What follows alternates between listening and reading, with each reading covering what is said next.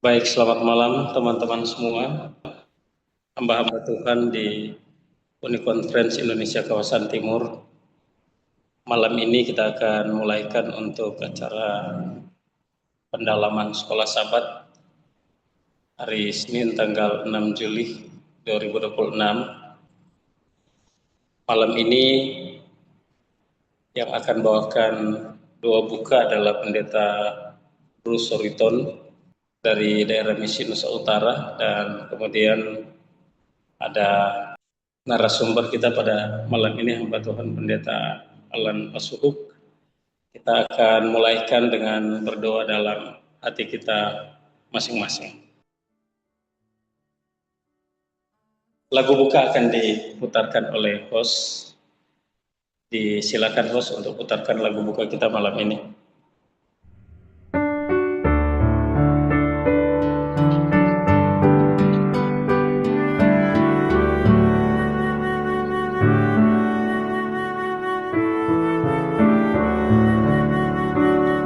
Aku dengar Yesus panggil, aku dengar Yesus panggil, aku dengar Yesus panggil, angkat salib, ikutlah aku hendak ikut Tuhan, aku hendak ikut Tuhan, aku hendak ikut Tuhan, ikut Yesus Juru Selamatku. Doa buka hamba Tuhan Pendeta Bruce Soriton, disilakan. Teman-teman, mari kita tunduk kepala, kita berdoa. Bapa di sorga, malam hari ini kami berterima kasih, kami bersyukur padamu. Kami boleh bersama-sama di Zoom ini untuk mempelajari firman-Mu, untuk pelajaran sekolah Sabat. Kiranya Tuhan akan terus menuntun kami dengan kuasa Roh-Mu, sehingga di saat kami akan belajar, kami benar-benar boleh dapatkan berkat rohani sesuai dengan pemahaman surga tentang firman. Kami menyerahkan hamba-Mu Pendeta Suhuk yang akan menyampaikan pelajaran pada malam hari ini. Kiranya kuasa Roh-Mu tetap beserta dengan hamba-Mu ini, dan apa yang akan dibagikan bagi kami semua dapat memperlengkapi kami dan meneguhkan kami dalam iman, menguatkan kami dalam pelayanan. Berkati semua jaringan di tempat di mana kami berada, sehingga kami boleh mengikuti semuanya dengan baik. Di dalam nama Yesus kami berdoa dan bermohon. Amin. Selanjutnya kami serahkan pada moderator kita, Pendeta Medi Wakulu dari daerah Conference Minahasa. Disilahkan Pendeta. Atau sebelum moderator menyerahkan dan memberikan waktu kepada narasumber kita, ada penyampaian dari pimpinan untuk perkenalan, atau kita akan langsung ke materinya. Pimpinan Uni. Baik teman-teman pendeta, saya pikir bahwa kita semua mengenal hamba Tuhan Pendeta Alan Pasuhuk. Banyak dari kita semua yang ada adalah siswa atau mahasiswanya di Unclub. Jadi kami berikan langsung waktu ini kepada hamba Tuhan Pendeta Alan Pasuhuk untuk pelajaran pendalaman sekolah Sabat. Pendeta, disilakan.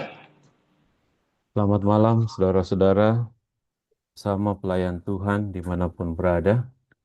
Apa suara saya boleh kedengaran? Boleh jelas? Jelas Pendeta, jelas. Oke, terima kasih. Saya izin share screen dulu ya. Oke, kita sekarang sudah ada pada pelajaran yang kedua. Pelajaran kedua yang judulnya adalah Pekabaran Salib. Kita pada kuartal ini kita belajar tentang 1 dan 2 Korintus. 1 dan 2 Korintus.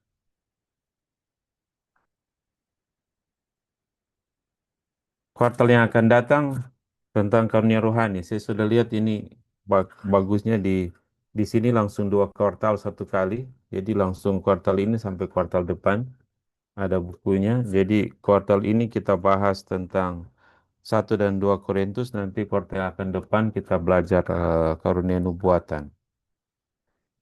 Nah, saya tahu sahabat pada minggu lalu pendahuluannya sudah dibawakan oleh Pendeta Tandi Dio.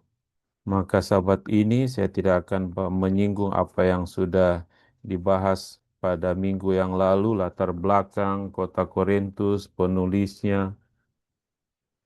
Sahabat ini, minggu ini, minggu kedua, judulnya adalah Pekabaran Salib. Pekabaran Salib.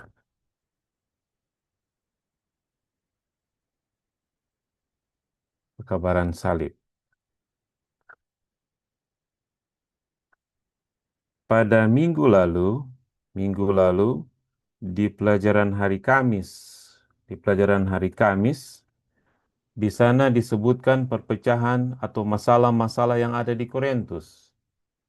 Masalah-masalah yang ada di Korintus.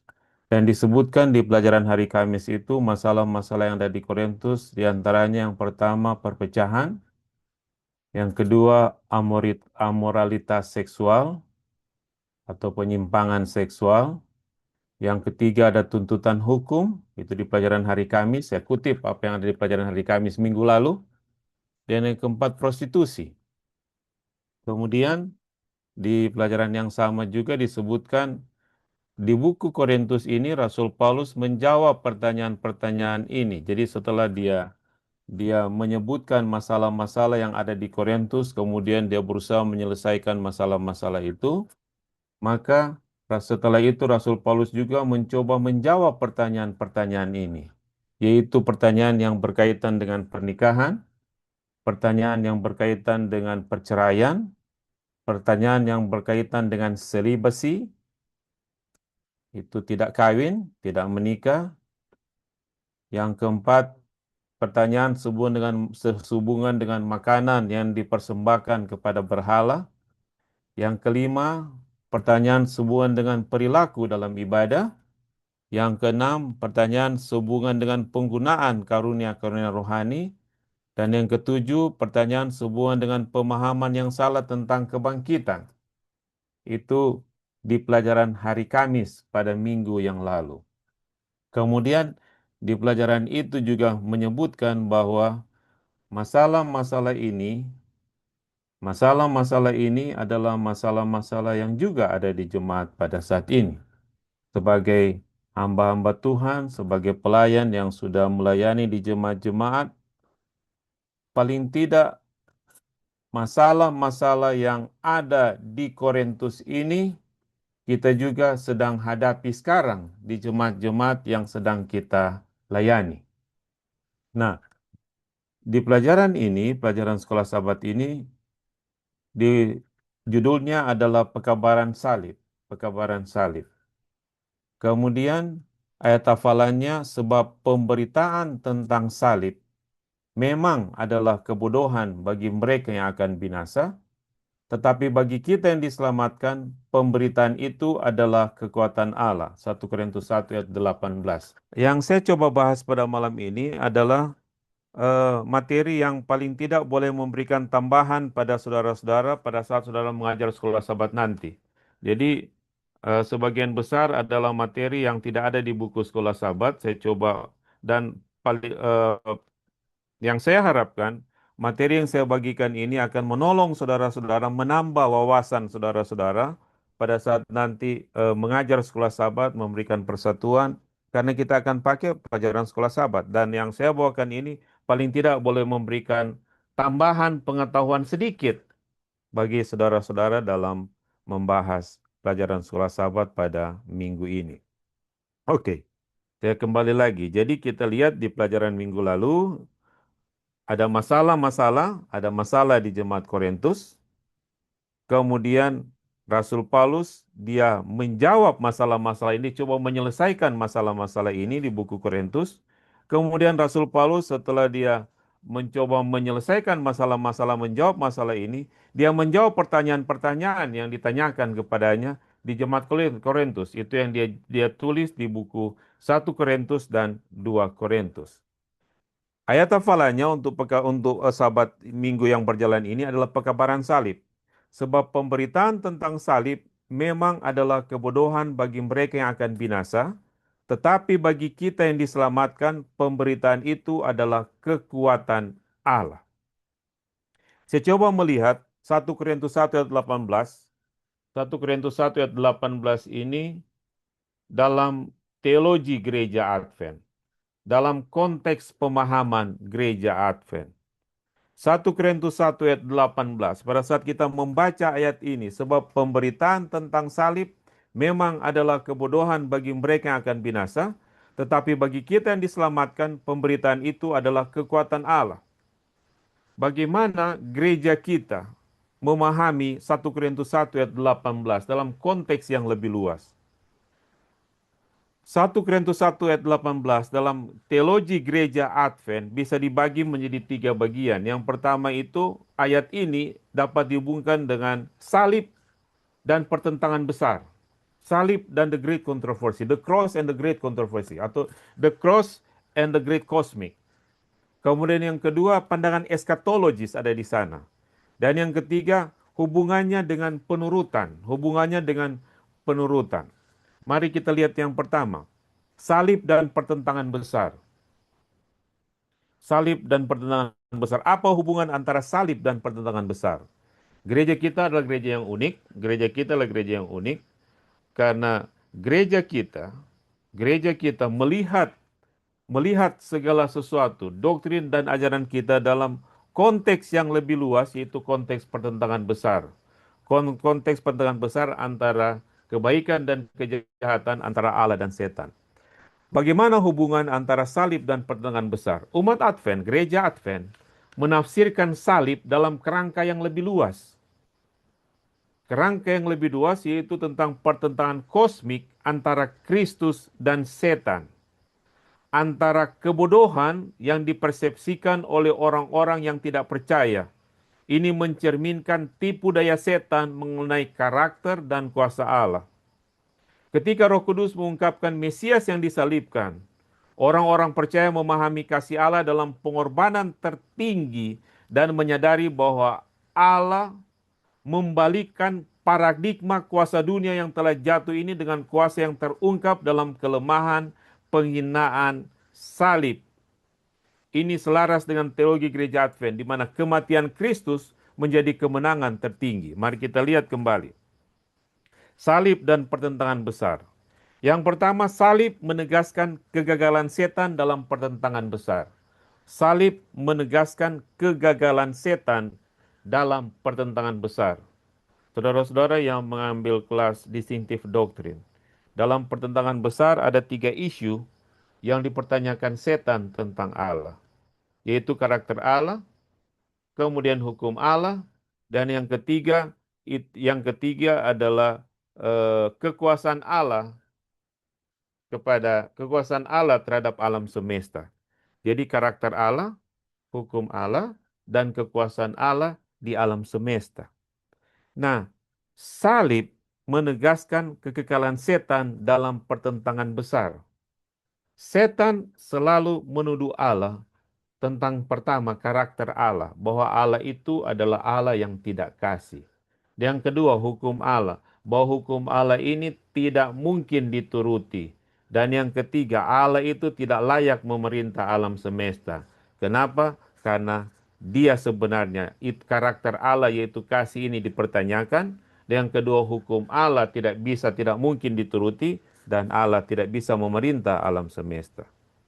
Tetapi disalib, kematiannya disalib telah menjawab isu apakah Bapa dan Anak memiliki kasih yang cukup bagi manusia untuk menunjukkan pengorbanan diri dan semangat pengorbanannya. Salib membuktikan bahwa Allah benar-benar mengasihi manusia. Disalib, tuduhan setan ternyata salah. Yang kedua, salib memutuskan hubungan persekutuan antara setan dan alam-alam yang belum jatuh yang ada pada saat kita tahu dalam buku The Story of Redemption.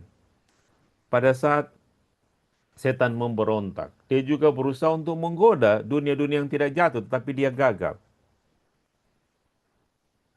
Salib memutuskan hubungan persekutuan antara Allah, antara setan dan alam-alam yang belum jatuh lainnya. Dalam buku Desire of Ages, dengan menumpahkan darah anak Allah, ia setan telah mencabut dirinya sendiri dari simpati para makhluk surgawi. Makhluk surgawi lain yang tidak jatuh, mereka menjadi penonton, mereka menonton, mereka melihat bagaimana cara Allah memperlakukan dunia yang sudah jatuh. Apakah Allah benar-benar kasih? Apakah hukum Allah bisa dituruti? Salib menunjukkan bahwa pada saat mereka melihat dunia alam yang tidak jatuh ini, dunia-dunia lain yang tidak jatuh ini, melihat, oh ternyata apa yang setan lakukan dengan matinya Yesus di kayu salib, ternyata simpati mereka terhadap setan itu gagal. Mereka tidak lagi menaruh simpati kepada setan. Dan yang ketiga, salib mempertahankan hukum dan karakter Allah. Di salib nyata bahwa Allah tidak merubah hukum. Upah dosa adalah maut. Dia mati. Upah dosa adalah maut. Mati. Dan dengan kasihnya, dia menyerahkan hidupnya untuk kita. Justru di salib, nyata kasih dan keadilan Allah. Jadi itu makna dari 1 Korintus 1 ayat 18 dalam konteks pertentangan besar, salib dan pertentangan besar. Yang kedua, bicara tentang 1 Korintus 1 ayat 18 ini dihubungkan dengan pandangan eskatologis gereja Advent. Gereja Advent, umat Advent menekankan bahwa kuasa salib meluas hingga ke akhir zaman. Pekabaran salib bukan sekedar tentang keselamatan individu, melainkan tentang pemberian hak yang adil pada saat penghakiman terakhir. Kuasa Allah ditunjukkan dalam pemberitaan salib Kristus sepanjang masa, dan tidak ada pemberitaan lain yang mampu membawa manusia dari dosa kepada keselamatan. Jadi salib memberikan jaminan keselamatan. Bahwa di akhirnya Allah memberikan keselamatan, jaminan keselamatan diberikan. Penghakiman Allah yang terakhir itu yakin pasti untuk membela orang benar. Dan yang ketiga, pembenaran dan penyucian. Gereja Advent secara unik menekankan bahwa mereka yang sedang diselamatkan. Itu digunakan bentuk sekarang, ini kalimat ini, saya baca di Alkitab, sebab pemberitaan tentang salib memang adalah kebodohan bagi mereka yang akan binasa, tetapi bagi kita yang diselamatkan, pemberitaan itu adalah kekuatan Allah. For the message of the cross is foolishness to those who are perishing, but to us who are being saved, it is the power of God. Gereja Advent secara unik menekankan bahwa mereka yang sedang diselamatkan, bentuk sekarang, mengalami transformasi yang berkelanjutan melalui kuasa Roh Kudus.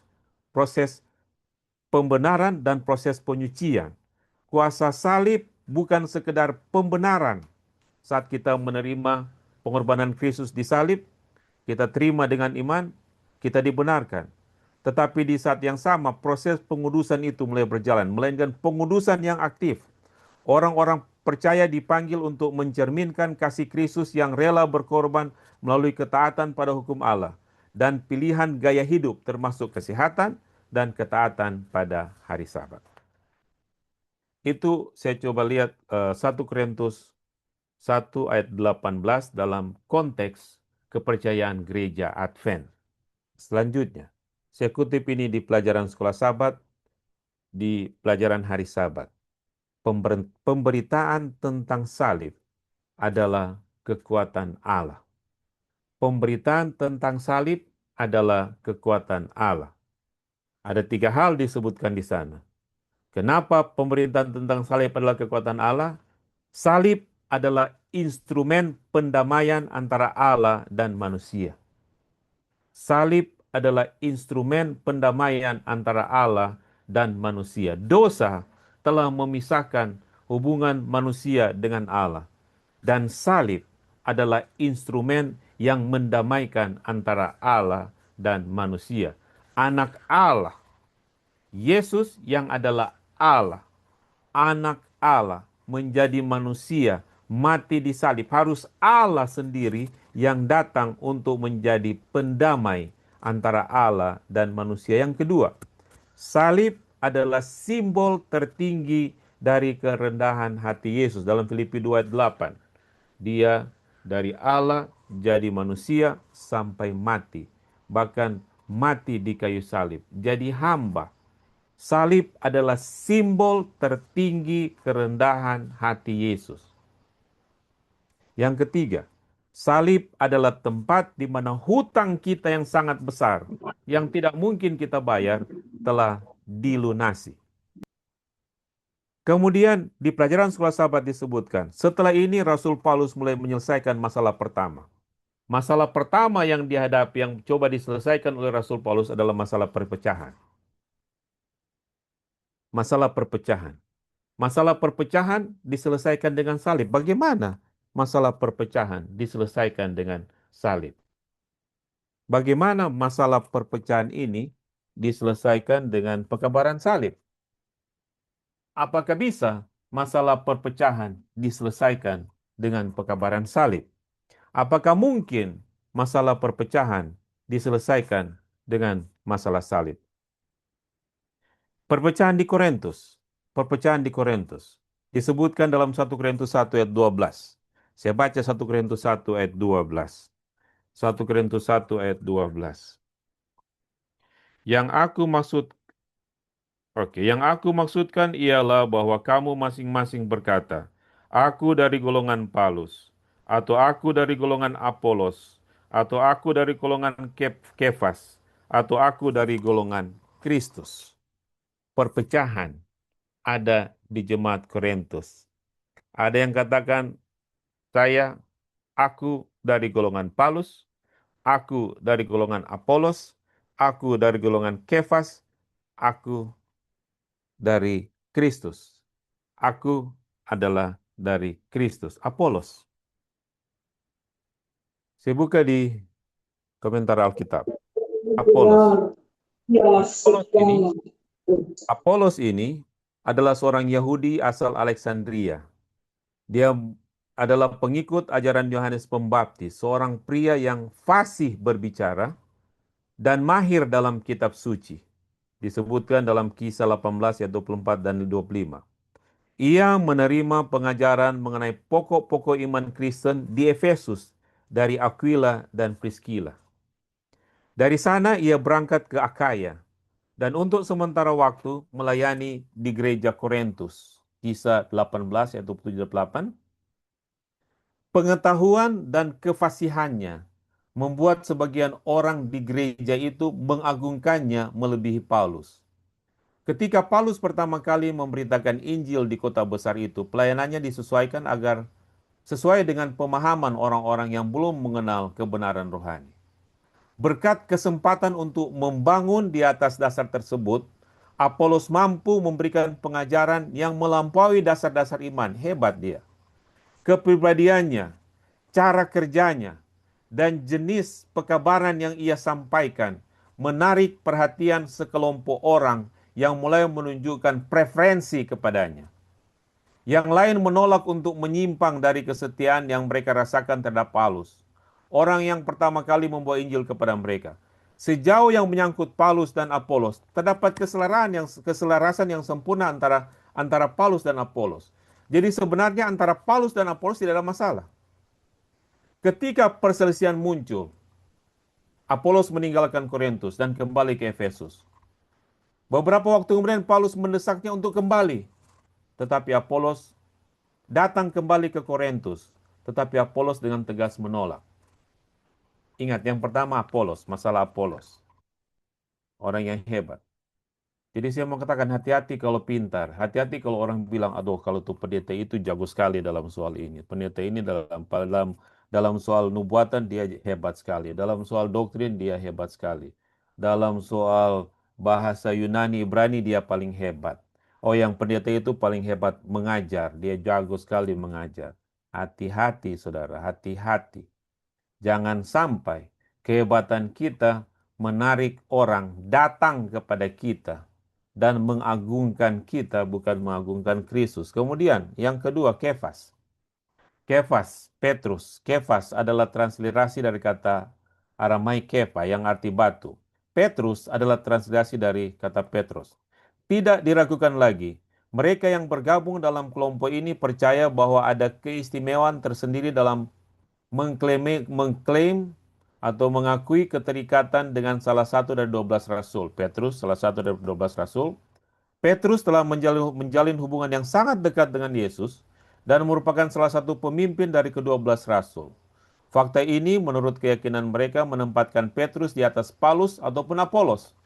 Ada yang berpendapat bahwa keberadaan kelompok ini menunjukkan bahwa mungkin Petrus suatu saat pernah mengunjungi Korintus. Namun kesimpulan itu tidak terlalu kuat. Tidak ada bukti di tempat lain bahwa Petrus pernah mengunjungi Korintus. Kemungkinan besar karena mereka menganggap Petrus adalah pemimpin dari 12 rasul, sehingga mereka mengagungkan Petrus. Kemudian yang lain mengatakan, saya Kristus, saya yang lain mengatakan, atau yang dari golongan Kristus. Para pengikut kelompok ini menolak untuk mengikuti pemimpin manusia manapun.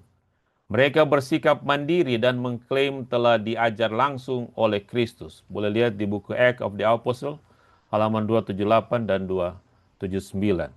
Dalam menyelesaikan masalah tersebut, Rasul Paulus menyebutkan di ayat 13, pertanyaan retorik, pertanyaan yang tidak perlu menunggu jawaban. Pertanyaan yang sudah ada jawabannya. Adakah Kristus terbagi-bagi? Adakah Paulus disalibkan karena kamu? Atau adakah kamu dibaptis dalam nama Paulus? Adakah Kristus terbagi-bagi? Adakah Paulus disalibkan karena kamu? Atau adakah kamu dibaptis dalam nama Paulus?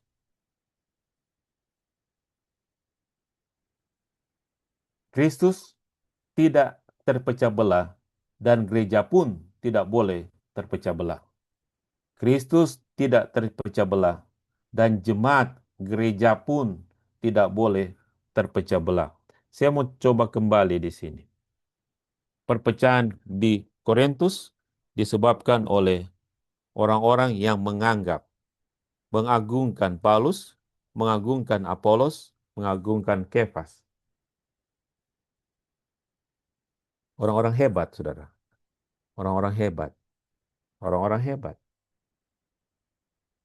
Ini orang-orang hebat. Ada kalanya secara tidak sadar orang lebih mengagungkan kita, bukan mengagungkan Kristus. Selanjutnya, jadi Rasul Paulus katakan Kristus tidak terpecah belah. Di komentar Kristus, karena Rasul Paulus menggunakan pertanyaan retorik, adakah Kristus terbagi-bagi? Apakah Paulus disalibkan karena kamu? Atau adakah kamu dibaptis dalam nama Paulus? Yang pertanyaan, apakah Kristus terbagi-bagi? Kristus tidak terbagi-bagi. Kristus tidak terpecah belah. Dan gereja pun tidak boleh terpecah belah. Selanjutnya Paulus bertanya kepada para pembacanya, apakah Paulus disalibkan untuk mereka? Atau apakah mereka dibaptis dalam namanya, dalam nama Paulus? Tentu saja tidak.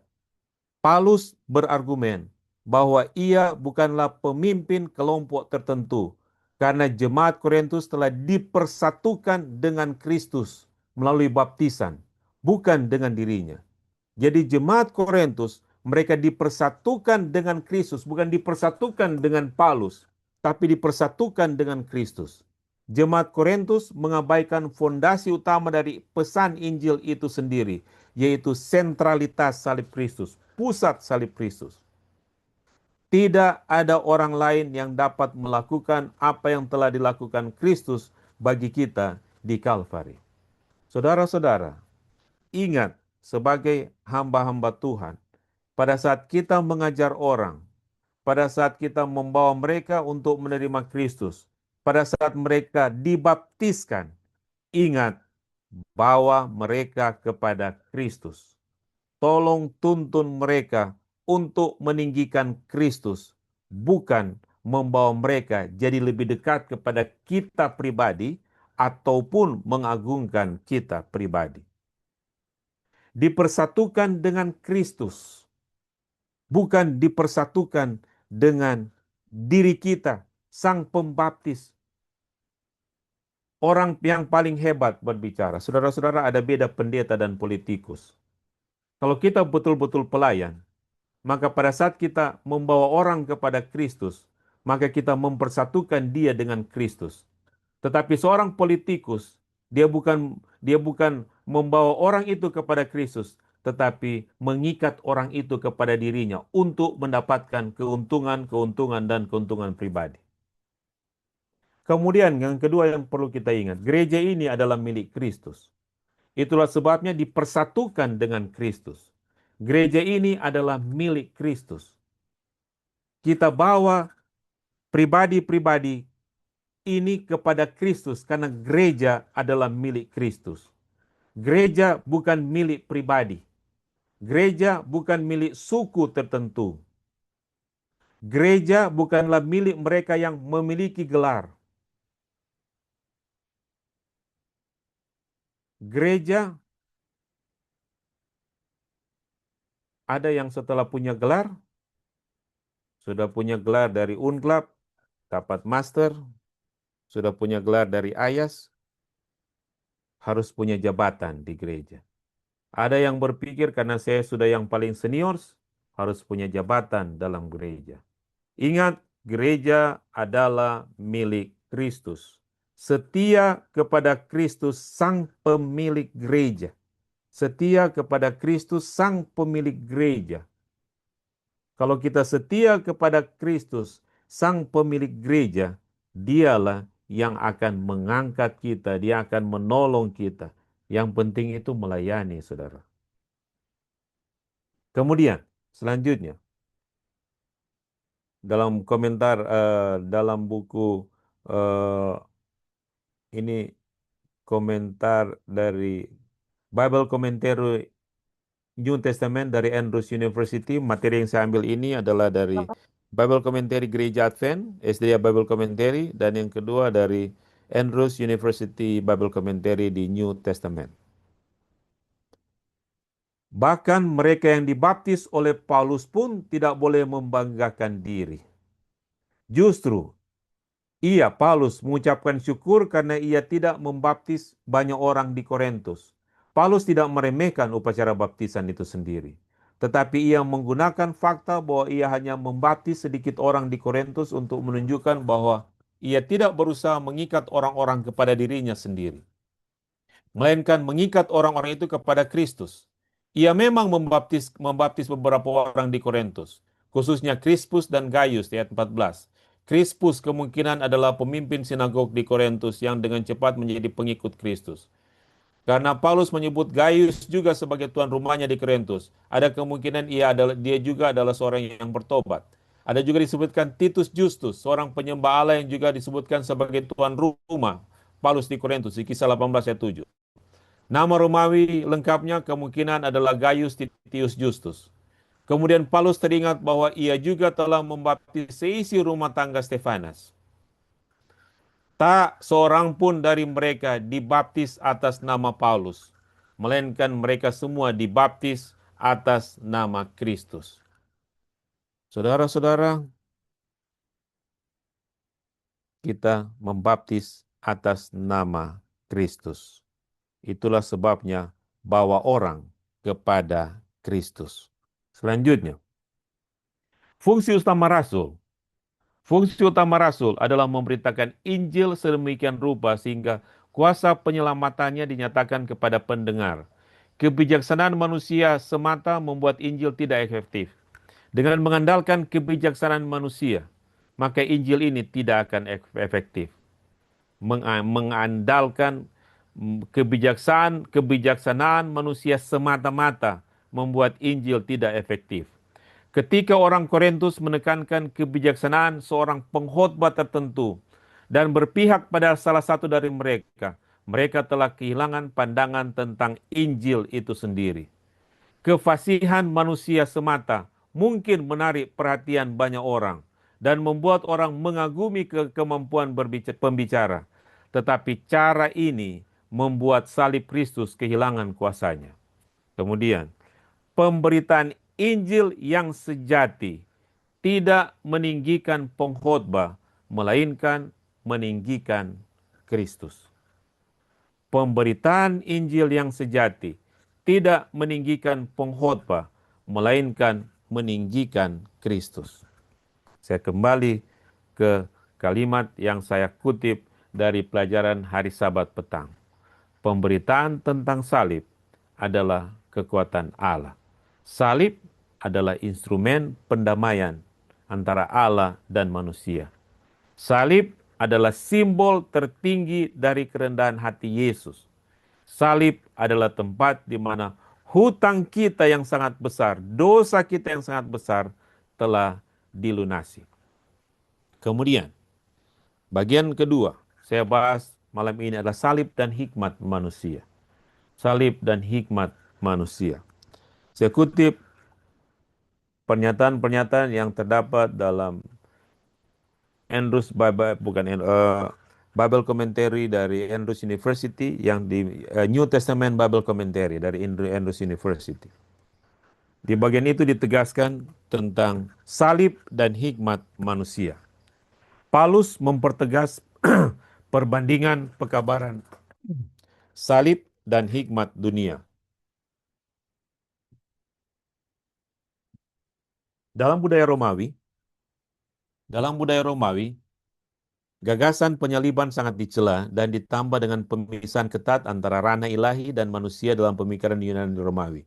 Gagasan tentang Yesus, manusia Allah yang mati di kayu salib, berada di luar pemahaman, hanya kebodohan. Bagi mereka, bagaimana mungkin manusia Allah ini mau suka mati di kayu salib? Kalau mereka dewa mau mati di kayu salib, itu kebodohan bagi mereka. Paulus mendesak orang percaya untuk berkonsentrasi pada Kristus sebagai hikmat Allah dan bukan pada hikmat manusia.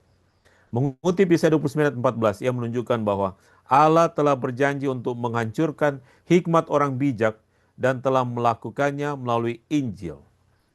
Paulus mengajukan serangkaian pertanyaan retorik lagi dalam 1 Korintus 1 ayat 20a untuk menunjukkan bahwa Allah telah mengacaukan gagasan-gagasan yang paling dihargai dunia melalui tindakan salib Kristus.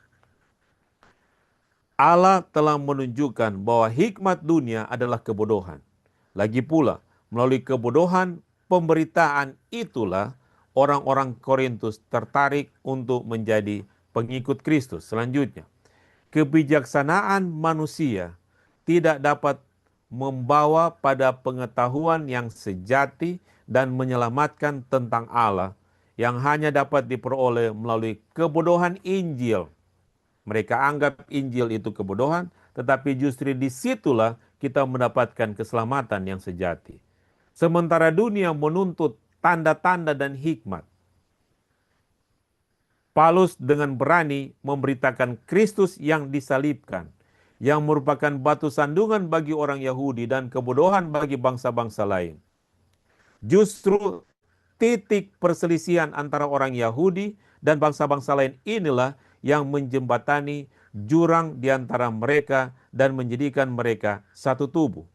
Artinya salib yang mempersatukan orang Yahudi dan orang yang bukan Yahudi, yang mereka anggap kebodohan. Justru itulah yang mempersatukan orang Yahudi dan orang bukan Yahudi di dalam kasih Kristus. Yang mempersatukan manusia bukanlah hikmat manusia, melainkan Kristus yang disalibkan. Untuk memperkuat argumennya, Paulus mengingatkan jemaat Korintus akan panggilan mereka kepada Injil di ayat 26. Dengan menekankan bahwa mereka dipanggil bukan berdasarkan hikmat atau kemampuan mereka, melainkan oleh kehendak Allah yang penuh kasih dan penuh pemeliharaan. Pekabaran Injil menentang segala harapan dan meniadakan hal-hal yang ada. Akibatnya, tidak seharusnya ada yang memegahkan diri atau membanggakan diri di hadapan Tuhan.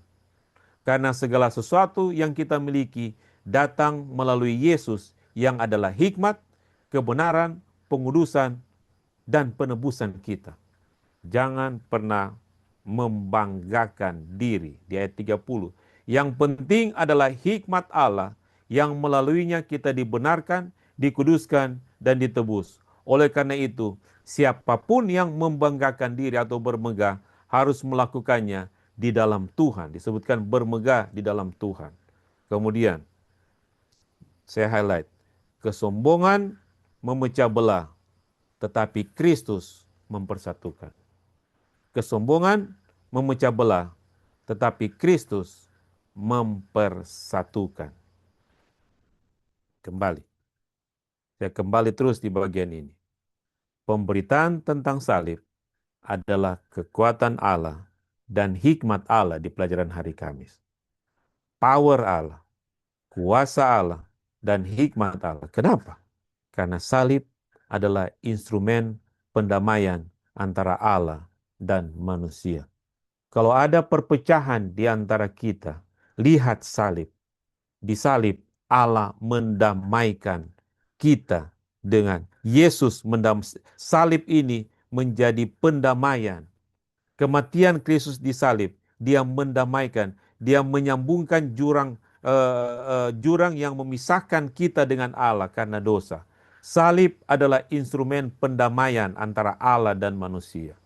Salib adalah simbol tertinggi dari kerendahan hati Yesus. Biasanya perpecahan terjadi karena kesombongan. Di salib kita melihat kerendahan hati Yesus. Dan ketiga, salib adalah tempat di mana hutang kita yang sangat besar telah dilunasi. Saudara-saudara, hanya ini yang saya bisa berikan untuk pelajaran kita tentang pekabaran salib. Pekabaran salib. Oke. Silakan, ada moderator. Saya lihat di sana ada beberapa pertanyaan. Oke, saya coba lihat. Saya coba baca pertanyaan-pertanyaannya. Saya stop share dulu. Saya coba stop dulu ini sharing. Oke, saya coba lihat pertanyaan-pertanyaannya. Mulai dari yang pertama. Oke, dari Pendeta Juan.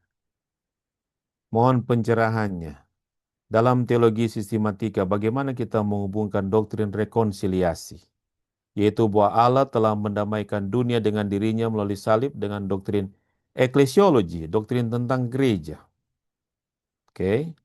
Yang kedua, jika salib adalah instrumen rekonsiliasi antara Allah dan manusia, serta antara manusia dengan manusia, mengapa gereja-gereja kita termasuk jemaat di wilayah UKIKT masih sering mengalami perpecahan, persaingan, dan konflik? Saya coba jawab yang pertama dulu. Dalam teologi sistematika, bagaimana kita menghubungkan doktrin rekonsiliasi, yaitu bahwa Allah yang telah mendamaikan dunia dengan dirinya melalui salib dengan doktrin gereja. Jadi bagaimana menghubungkan ini soterologi, doktrin keselamatan, dan doktrin eklesiologi. Bagaimana menghubungkan doktrin keselamatan dan doktrin gereja? Jadi Allah melalui Yesus Kristus mendamaikan manusia dengan Allah. Manusia dengan Allah terpisah karena dosa. Yesus mati untuk mendamaikan. Yesus mati untuk menjadi rekonsiliasi. Dia mendamaikan manusia dengan Allah. Musik Kristus. Setelah manusia mendapatkan rekonsiliasi dengan Allah, sekarang tanggung jawab manusia sebagai anggota gereja untuk menjadi agen rekonsiliasi kepada sesamanya. Jadi gereja yang sudah merasakan dan mengalami kuasa rekonsiliasi dari Kristus menjadi tanggung jawab gereja untuk menjadi agen rekonsiliasi kepada dunia. Itu hubungan antara doktrin soteriologi dan doktrin eklesiologi.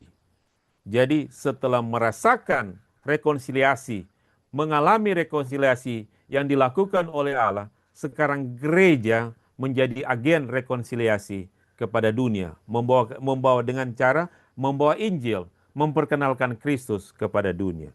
Kemudian yang kedua, jika salib adalah instrumen rekonsiliasi antara Allah dan manusia, serta antara manusia dengan manusia, mengapa gereja-gereja kita termasuk jemaat di wilayah masih sering mengalami perpecahan? Itulah sebabnya kita perlu belajar ini dari buku Korintus. Karena di buku Korintus, di pelajaran minggu lalu sudah disebutkan, masalah-masalah yang ada pada mereka juga adalah masalah-masalah yang kita hadapi saat ini. Masalah yang dihadapi mereka adalah masalah yang sama yang kita hadapi pada saat ini. Itulah sebabnya Rasul Paulus coba menyelesaikan masalah itu dengan mengingatkan kembali untuk melihat salib Kristus, meninggikan Kristus. Kenapa ada perpecahan? Karena mereka sudah tidak melihat Kristus lagi. Bagi saya, kenapa ada perpecahan? Karena kita tidak melihat Kristus lagi. Yang kita lihat adalah ambisi. Yang kita lihat adalah materi. Yang kita lihat adalah kekuasaan. Bukan melihat kepada Kristus. Seharusnya pada saat kita melihat kepada Kristus, di situ kita menyadari dosa saya dihapuskan. Pada saat kita melihat kepada Kristus, saat itu kita menyadari kita perlu ada kerendahan hati. Kebanyakan masalah terjadi karena tidak ada kerendahan hati. Tidak ada yang mau melawan, tidak ada yang mau mengalah. Tapi Kristus, dia mengalah. Dia meninggalkan takhta sorga, dia jadi manusia untuk kita. Jadi kalau mau tanya pertanyaan, kenapa banyak perpecahan? Kita kembalikan kepada diri kita masing-masing. Apakah salib Kristus jadi pusat pemikiran kita atau tidak? Itulah sebabnya buku di Sarah of Ages mengatakan setiap saat kita perlu merenungkan kehidupan Kristus, khususnya hidup-hidup Kristus pada akhir dari kehidupannya. Di situ kita melihat penderitaannya yang begitu besar. Di saat Yesus menderita, kita mencari kesenangan. Sungguh sesuatu yang ironis. Di saat Allah jadi manusia, dia menderita untuk kita. Justru kita manusia yang sudah diselamatkan, yang kita cari adalah kesenangan dunia. Yang kita cari adalah kekuasaan. Yang kita agungkan adalah materi dan kesombongan. Sesuatu yang sangat ironis. Kemudian, apakah perpecahan di dalam gereja merupakan sebuah penyangkalan terhadap kuasa salib? Ataukah ia merupakan sebuah realitas eskatologis yang hanya akan diselesaikan sepenuhnya pada kedatangan Kristus yang kedua kali?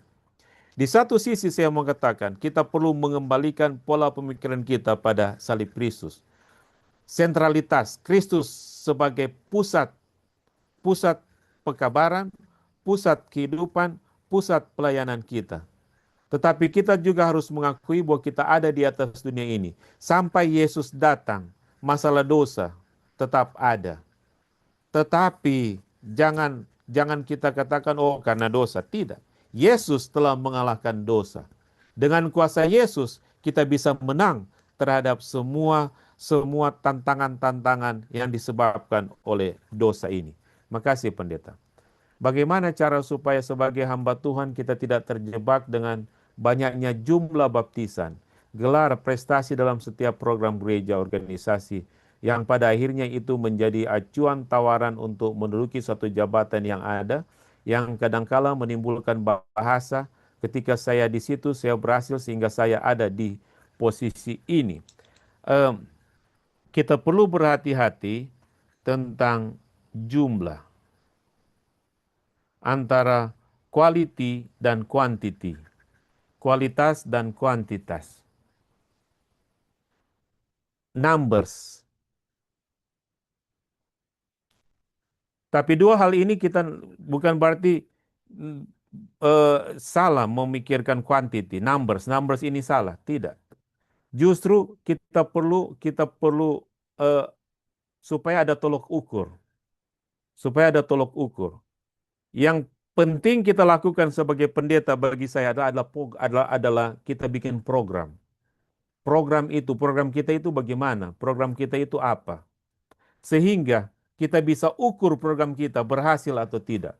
Cara mengukur program itu adalah tentang dalam pelayanan saya selama 1, 2, 3 tahun ada berapa banyak. Setelah saya bikin program ini, program perlawatan, program pekabaran, program mengajar Injil, berbagai program yang kita lakukan.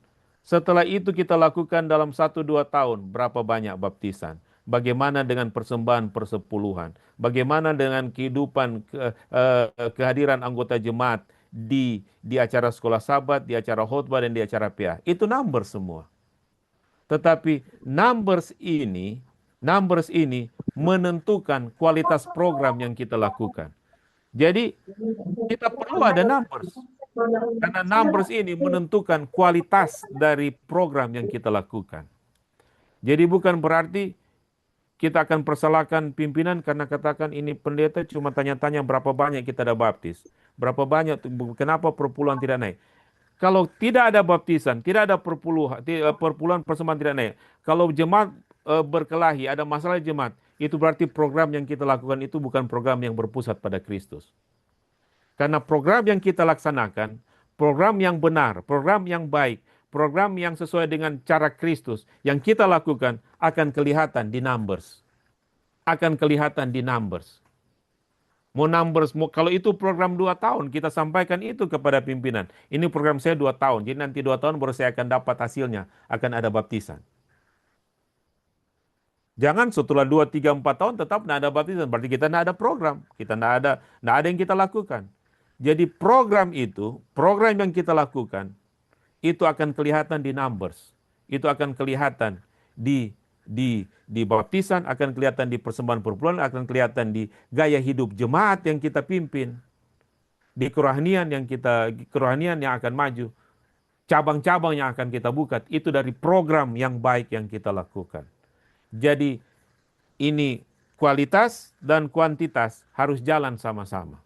Harus jalan sama-sama.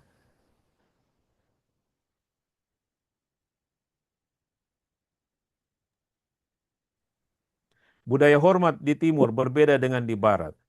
Sekarang kepemimpinan di barat kerendahan hati lebih terlihat dengan cara datang di gereja tanpa harus mengambil bagian. Tapi berbeda dengan ketimuran. Apakah itu lebih mengambil sosok individualistis demi prestise manusia bukan Kristus?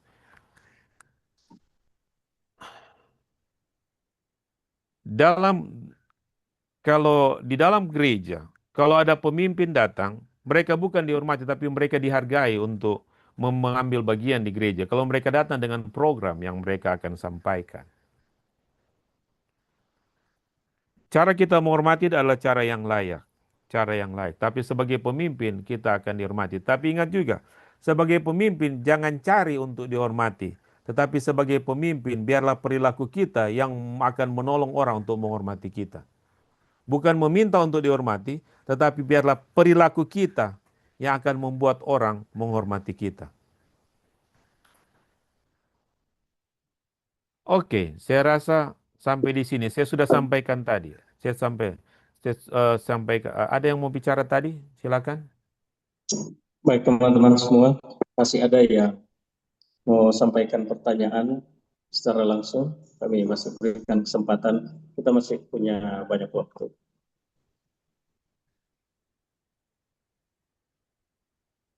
Baik, saat ini ada pertanyaan, Ya, saya baru lihat bagaimana bagaimana. tanggapan kita sehubungan dengan penyaliban Yesus yang dihubungkan dengan peran Yudas dan setan, yang dari pandangan luar bahwa Yudas dan setan berjasa.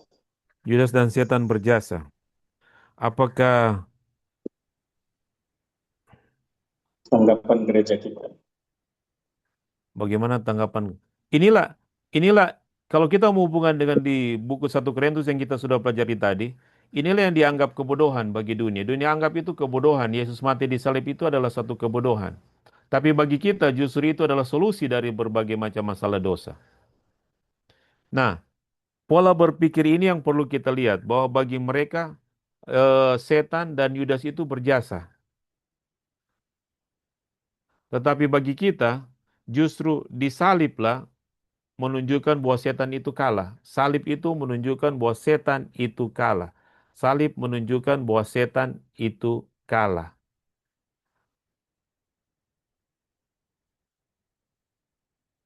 Jadi kalau Baik. mau katakan bagaimana, ya silakan. Ya. Apakah ada pertanyaan secara langsung? Silakan, ada Oke, terima kasih. yang silakan. Hanya minta pencerahan untuk sepertinya ini dalam materi-materi KKR yang sering kali kita bawakan. Kalau mau ikut dengan penjelasan tadi supaya salib itu menjadi kekuatan.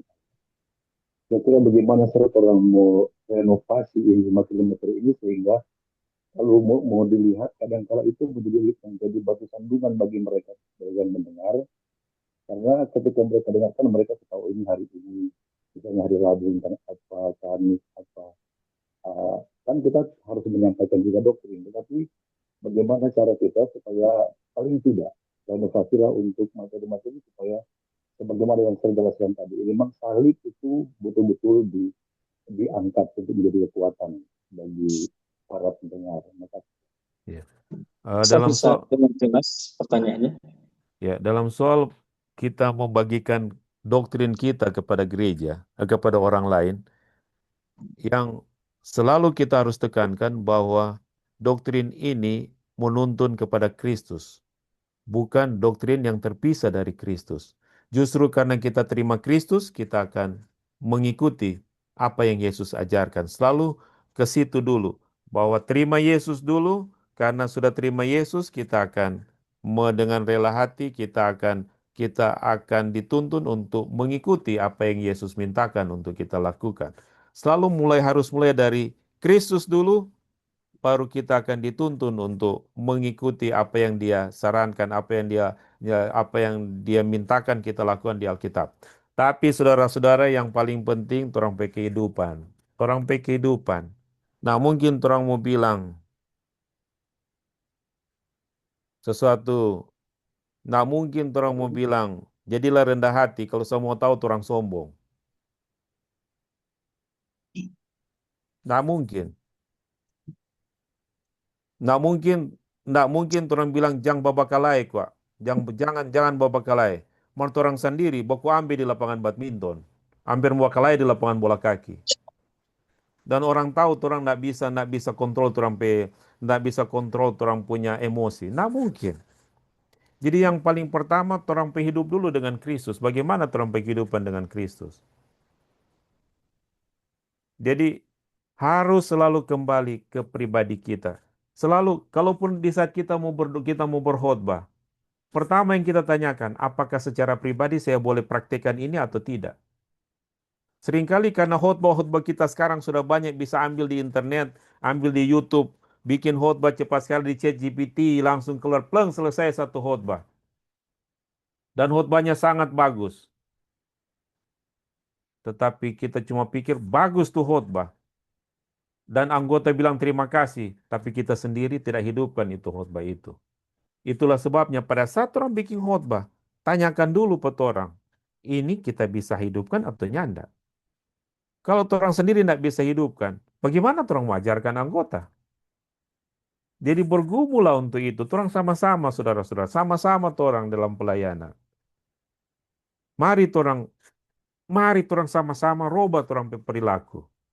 Supaya ini anggota, dorang tahu orang pendeta ini memang betul-betul pendeta sedang melayani Yesus. Bukan mencari doi, bukan mencari dihormati, tapi betul-betul mencari Yesus. Memang ini pendeta, kalau kita lihat nih pendeta memang dia membawa kita lebih dekat kepada Yesus.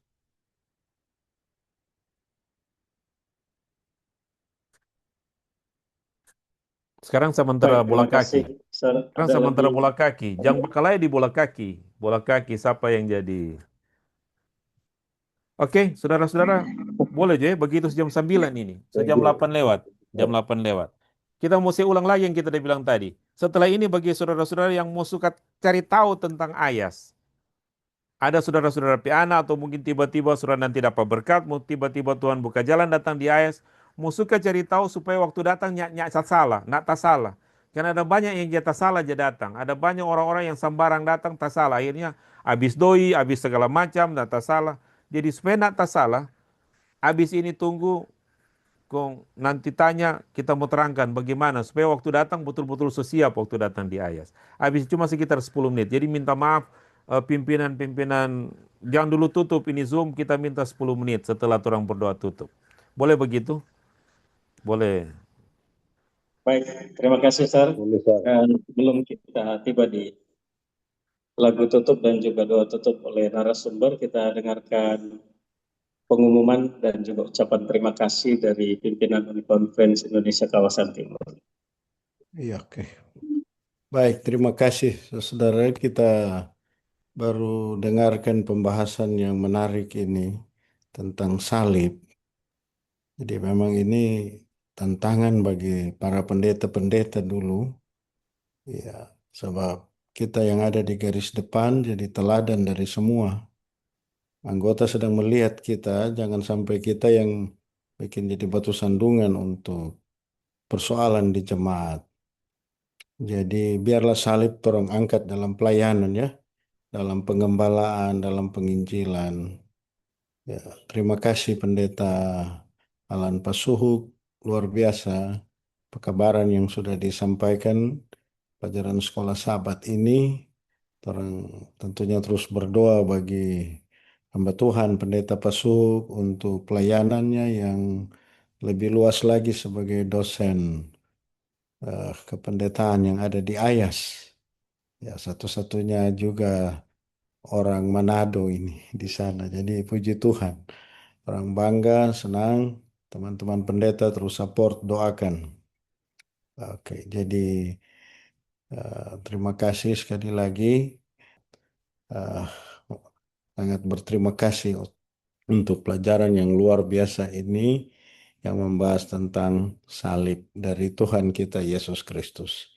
Oke, sekali lagi terima kasih. Mari berdoa. Iya.